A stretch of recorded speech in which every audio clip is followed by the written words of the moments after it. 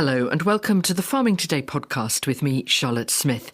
In this episode, a British agro-forestry pioneer. So I travelled the globe, looked at agro-forestry, came home, went completely bonkers mad and put half the farm into agro-forestry.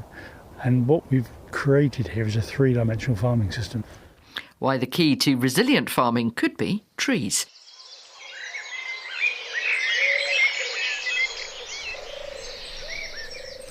First, if you are regularly up to hear this programme, then the sound of the dawn chorus, will be familiar. If you're listening later on BBC Sounds, then maybe set an alarm for Sunday morning.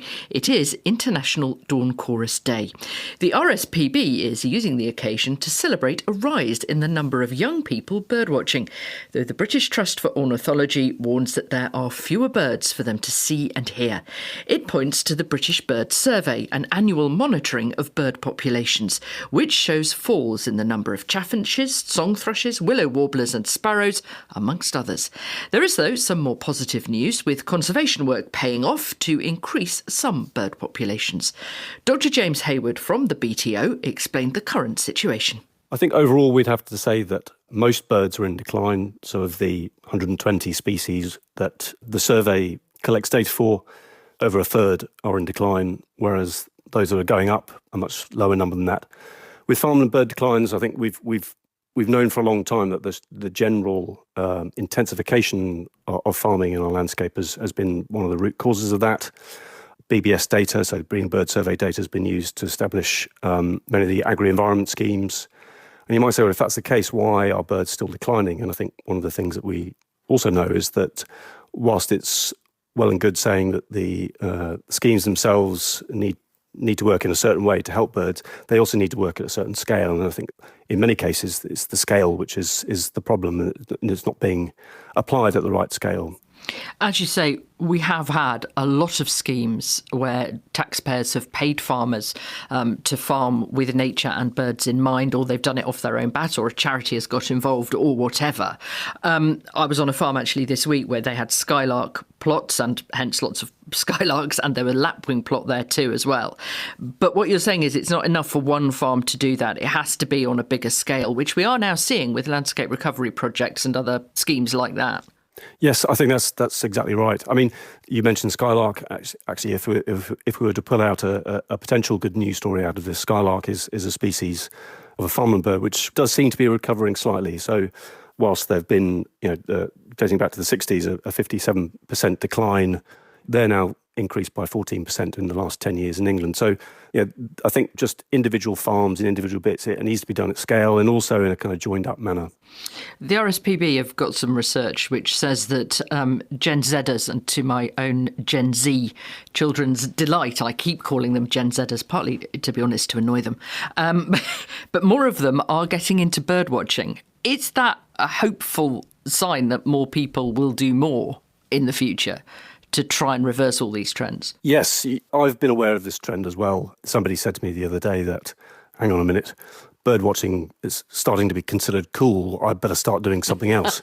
So yes, I absolutely agree that that if for anyone to consider whether it's in an indirect way via your taxes or in a direct way via volunteering for a conservation organisation, if people are observing and getting into watching wildlife, not just birds, but all wildlife, there's a lot of hope there that people will start to care more, and rather than just being indirect contributors via taxes, but being also doing so directly. James Hayward there from the British Trust for Ornithology. A week today, millions of us will head to the polls to vote in a number of local council and mayoral elections in England, while voters in Scotland and Wales will elect representatives to their national parliaments. Farming policy is largely devolved to the governments in Edinburgh and Cardiff, and having heard the latest from the campaign trail in Scotland yesterday, today we turn to Wales.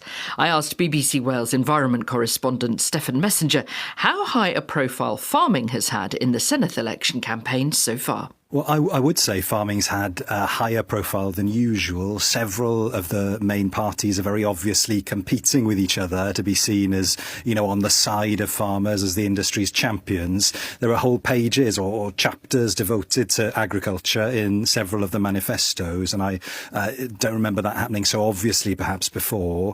We had one of the big main TV debates the other night on S4C where "what are you going to do for farmers?" was one of the 4 or 5 questions asked of the politicians, alongside, their plans for the NHS, waiting lists, cost of living, and so on. And there was a memorable moment where one of the candidates, one of the leaders, declared Wales as the best farmers in the world. So I think the farming community is viewed this time round as a constituency of voters that's up for grabs. And the context here, as regular listeners may appreciate, is the higher profile farming's had in general, perhaps in recent years, in the news. Tractor protests 2 years ago across Wales, culminating in the largest demonstration ever seen outside the Senedd over a range of issues, including the Welsh Labour government's reform of farm subsidies post-Brexit, the sustainable farming scheme. Payments with a greener focus. There was a lot of opposition to requirements around tree planting and so on. Round tables were set up to work through the issues, changes announced, and that scheme is now coming in this year. So we're on the cusp of once-in-a-generation change, if you like, in farming policy there.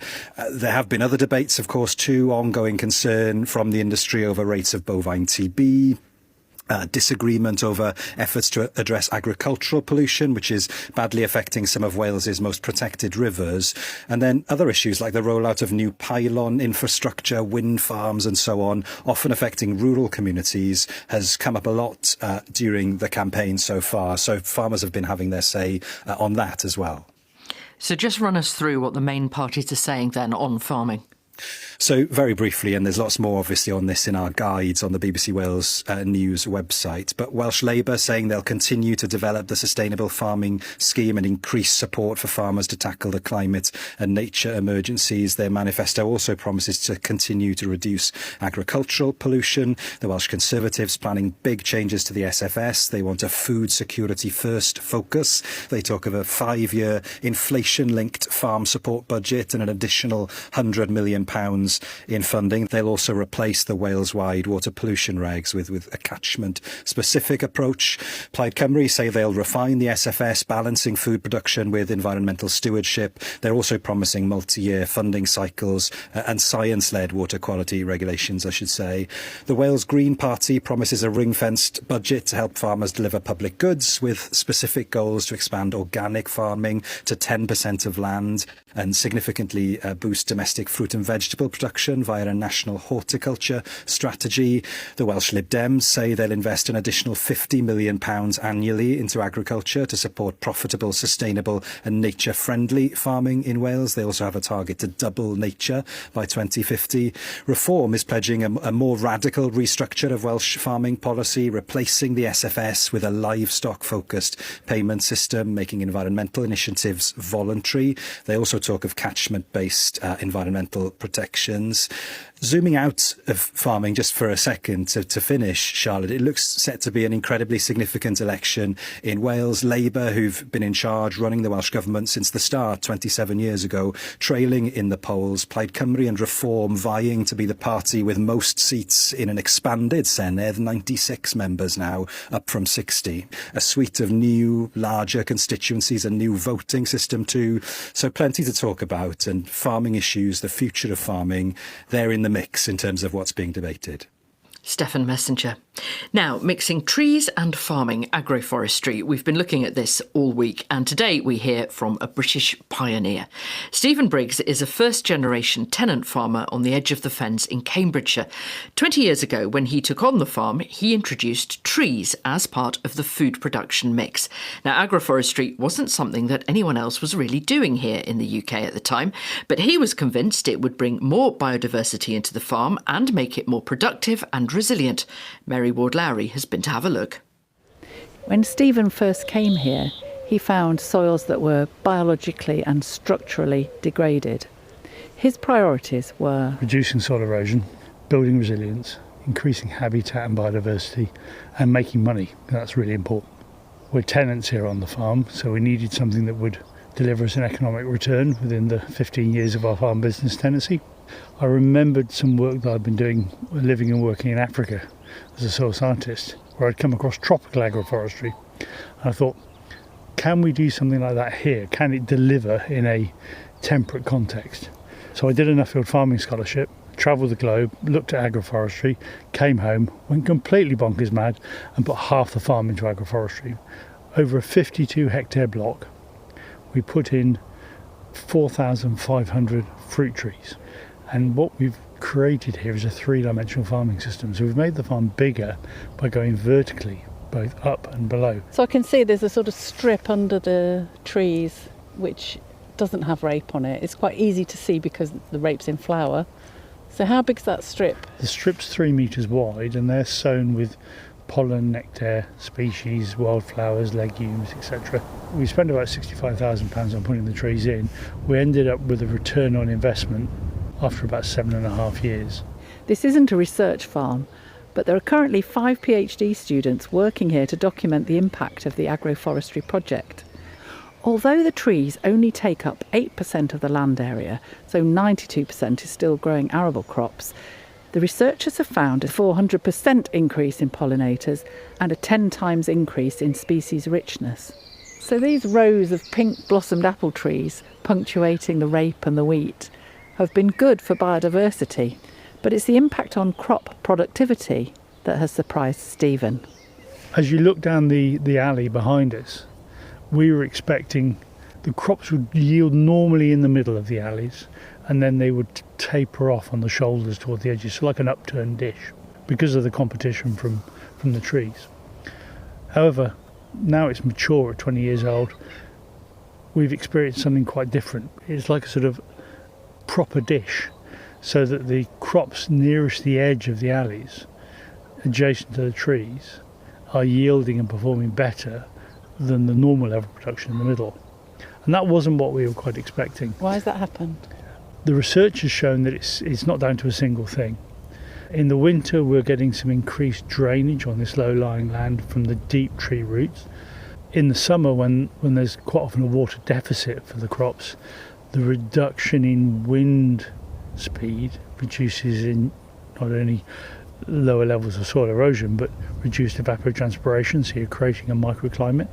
So that bit of shading and a bit of wind reduction. The rape is protected. But moreover, the trees are providing a reservoir for some of the most important species of beneficial fungi, mycorrhizae, in the soil, and that's spreading out into the crop. And there have been other benefits too.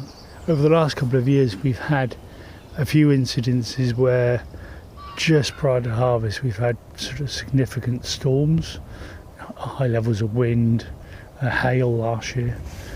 And in the half the farm where we don't have the agroforestry, we've had occasions where we've lost 20% of the grain, whereas in the agroforestry we've probably halved those losses by reducing the wind speed and therefore the violence of the impact of that storm. Obviously this land is as flat as it comes really in the UK. Does it work in less flat places? Designed in the right way, agroforestry can work in most landscapes. I've helped farmers in Scotland, Shropshire, Norfolk, Devon, in Sussex, all over the country. They're all at different sort of levels of development. I think there's now a recognition that it has the opportunity to address many of the challenges around climate and around soil management and productivity and biodiversity increases. Stephen Briggs there in Cambridgeshire. And that's it from us. I'm Charlotte Smith. The producer is Beatrice Fenton, and Farming Today is a BBC Audio Bristol production.